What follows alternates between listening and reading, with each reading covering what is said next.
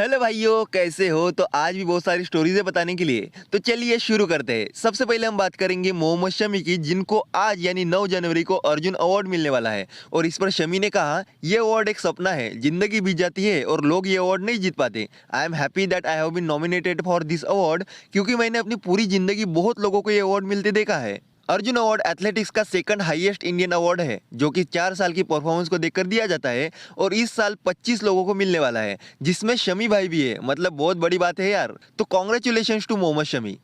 चलिए अब बात करते हैं नवीन उल हक, मुजीबुर रहमान और फजल हक फारूकी की।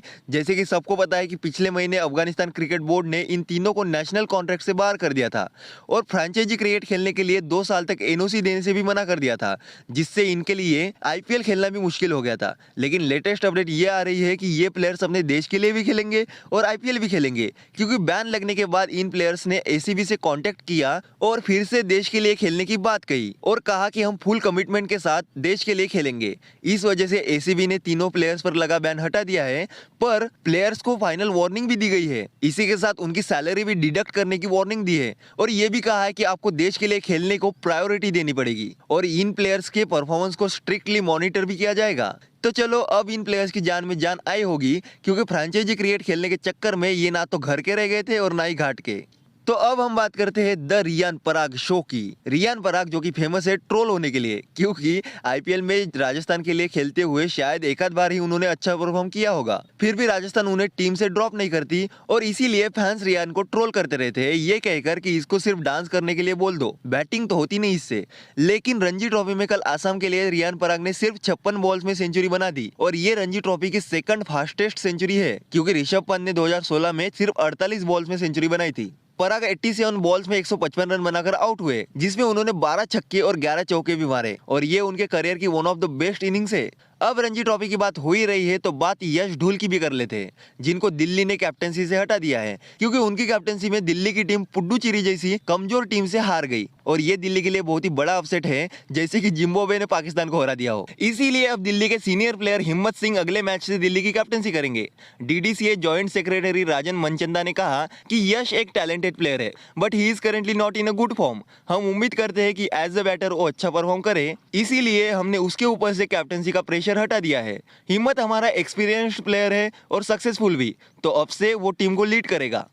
तो चलो अब हम बात करते हैं ऐसे क्रिकेटर की जिसने कहा कि सभी क्रिकेटर्स ड्रिंक करते हैं। जी हाँ, एक्स क्रिकेटर प्रवीण कुमार ने लल्लन टॉप के इंटरव्यू में कहा कि जब मैं इंडियन टीम में था तो सीनियर्स कहते थे ड्रिंक नहीं करना, ये नहीं करना, वो नहीं करना, लेकिन करते सब है। लेकिन वही वाली बात है ना कि बदनाम कर देते हैं कि पीके तो ड्रिंक करता है। उन्होंने आगे कहा कि नाम नहीं लेना चाहता कैमरे पे, पता सबको है कि मुझे किसने बदनाम किया। जो मुझे पर्सनली जानते हैं वो जानते हैं कि मैं कैसा हूँ। A bad image of me has been created. करते समय बदनाम कर देते हैं, पीके तो ड्रिंक करता है, पीके तो शराब पीता है, सब पीते हैं। तो चलो आगे बढ़ते हैं और अब बात करते हैं स्टीव स्मिथ की, जिन्होंने वार्नर के जाने के बाद टेस्ट में ऑस्ट्रेलिया के लिए ओपन करने की इच्छा दिखाई थी, लेकिन उनके कोच ने मना कर दिया था। इस पर माइकल क्लार्क ने कहा, Steve Smith will become the number 1 test opener in 12 months. Don't be surprised if he breaks Brian Lara's 400 record. और अब ये अपडेट भी आ रही है कि अब स्मिथ ही ऑस्ट्रेलिया के नए टेस्ट ओपनर बन सकते हैं।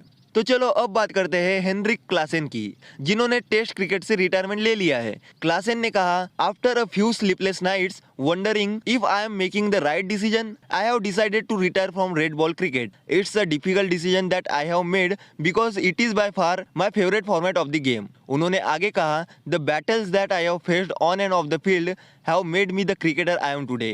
It has been a great journey and I am glad I could have represented my country. My baggy test cap is the most precious cap I have ever been handed.